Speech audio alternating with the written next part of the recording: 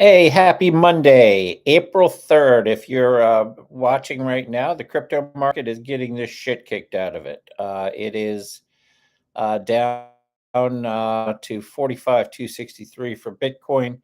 Solana with a deeper dive, down 6.3%. The whole market is down. And why, you might ask, is the market down? Because of government, because Indian government doesn't know what the F they're doing and have decided that they're going to, instead of banning crypto, which they've done in the past and doing it unsuccessfully, the same way China has banned it and done it unsuccessfully, India decided to tax it at 30%. And if you want more of something, you take taxes away. If you want less of something, you tax it. And in this case, India said, you know what, way less of something. So they decided to tax the ever loving shit out of it.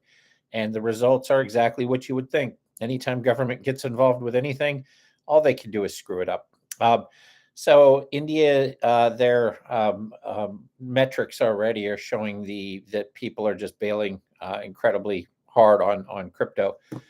Governments do face a bit of a problem on this, so they're going and putting together these CBDCs, and I'm going to do a whole section on why that's a disaster and going to be maybe the worst thing that's ever happened for humanity. But as they do that, and there's an existing blockchain that exists that they can't shut down, they can't do anything against unless they have got some secret technology that we don't know about that allows them to take Bitcoin offline, which I don't think they do. But either way, they have a problem because what they can do is they can tax things. What they can do is they can shut down the actual exchanges and allow the, say, banks. At that point, people just go off banks and off exchanges and just start trading Bitcoin outside of government purview. And yes, they can watch the wallets and the transactions, or try to do what they did in the EU, which says basically with EU law that they pushed forward. And again, this is incredibly stupid. It makes the exchanges like your Coinbases and your Binances now has to know the ID of every single wallet that's coming in to send money. So it's not good enough to just send money in from cold wallet into an account for which they verified. You now have to verify that cold wallet. It's just a freaking disaster. Everything government does, they screw up, and especially blockchain because nobody understands it, or if they do understand it, they're bastardizing it so badly that they just are putting the brakes on what should be technology. Now, the downside is some governments somewhere are going to pull the brakes off, like El Salvador and some other places, and allow this to free. And at that point, those governments become superstars because this technology is very powerful. If you try to pump brakes on it, you're going to get left behind. I mean, can you imagine if you were pumping the brakes on the internet? And we're talking about Web3 now, but basically pumping the brakes on the internet and saying, we can't allow this to continue. Or if they tried to tax the internet, which, remember, some stupid people were talking about doing that way back. Thank God it didn't pass. Well, in this case, those stupid people are being listened to if you're in India. So India, a big middle finger to you today for doing what you're doing. Hopefully your people get it together. There's a billion of you. Got to be a couple smart ones that can shut some of the stupid ones up. So that's the big thing that's happening in the market today is India is screwing things up for the rest of us.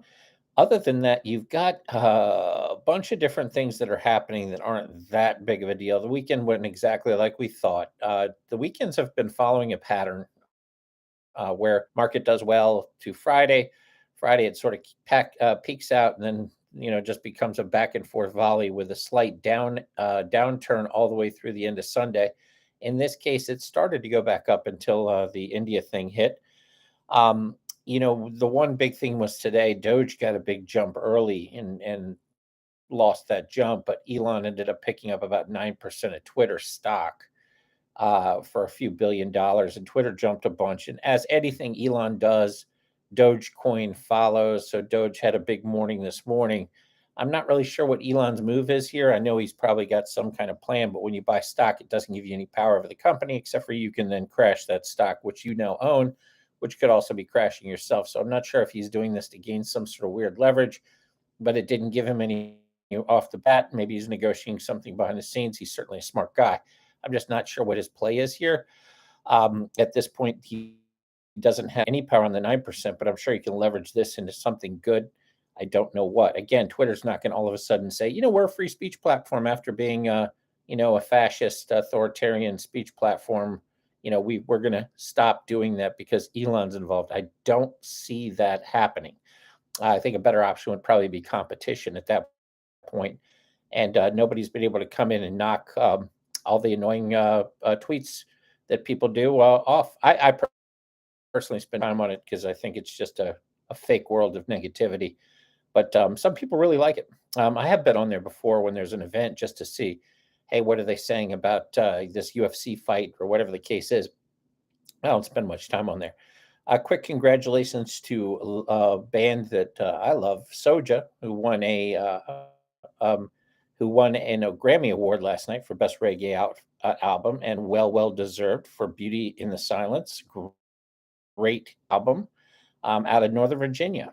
These guys, the lead singers from South Africa, but they grew up right near me, so I've been following them for 20 some years, and they finally got deserved for what they are, a fantastic band. On to the other stuff that's happening in the market right now. We're seeing, um, you know, just your basic standards ups and downs. Right now, the news is dominated based on the fact the EU and the India news is happening. There's a lot of weird stuff happening with Ripple. I'm a big fan of XRP. I think that with the swift volatility, once XRP's through with their lawsuit, you're going to see XRP have a big jump, and especially with countries that are moving off SWIFT, thanks to our banning of Russia for not all of their banks, by the way, but some, as the Russian ruble is now back over where it was when we started our sanctions. So clearly it's working really well. That's sarcasm. Hasn't worked at all. So what XRP has done is put $5 million into a fund to push or explore moving Bitcoin into proof of stake, which is just a terrible idea. I know environmentalists think this is smart, but it's not. It's just not smart at all. The regular monetary system uses hundreds and hundreds of times more energy than Bitcoin. Bitcoiners are smart. They know that they need renewables, so they're going out and creating, solar and using excess natural gas and setting up water and everything under the sun to try to keep their costs down because that's how they can make money. So they're actually adding more efficiency to the use of electric and power. Proof of stake ends up hurting a lot of the security of the network. And for Bitcoin, it's the most important thing is to be a secure network. That's what kind of keeps this whole ecosystem going. So moving to proof of stake would be just a phenomenally biblically stupid thing to do. Not sure why he's pushing for that unless he's just part of the religious movement on climate, which I get, that we all care about our earth. But in this case, just shut up. Just shut up and focus on your court case. Nobody wants to hear you try to change the Bitcoin ecosystem because you think it's important. Go figure out something else to do with your time. Other than that, 2 million Bitcoin left to be mined. That last Bitcoin is going to take like 100 years to mine, which means the power to get that thing out. Worry about the final Bitcoin. Get involved with that if you want to. NFT sales increased by 34%. So I was surprised by this news. I thought that NFTs were kind of dipping, and they had been. It was a 2.15% drop, but their sales are up from 579 million to 779. I'm trying to find the period of time. It was over the last 7 days. So we thought that NFTs has sort of taken a dip, but ever since Solana's kind of popped into the ecosystem, Cardano's popped into the ecosystem, even though there may be less Ethereum OpenSea activity, you're actually seeing all these other groups come live. And even Shiba Inu has stepped into the metaverse with a couple thousand plots of land.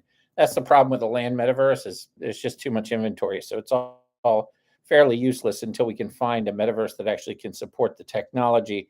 It's just an abundance of inventory with no real value. Still waiting for that super metaverse to come out that becomes the dominant market. Sadly, Facebook is one of the best right now with Oculus.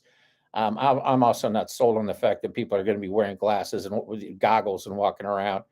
The technology needs to evolve there as well before people are quote unquote living in the metaverse and everybody's pretty, which I find to be a nice concept, but pretty unrealistic, especially for breeding. How are you going to make that happen looking at an avatar?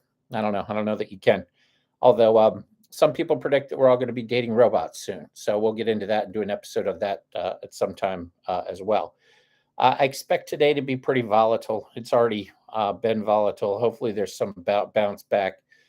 Maybe as the Indian market is saying, you know what, we're backing out of this nonsense so we don't get taxed to oblivion. It's a big market over there, even when they banned. But considering they were banned and now they aren't, you would think that there would still be a silver lining in there. But the crypto market doesn't work like that. It's mostly fear. So there's a ton of fear everywhere. The peace talks in Ukraine are apparently fake. They're trying, but Zelensky's not serious. He's not going to give, Russia what they want as far as the states.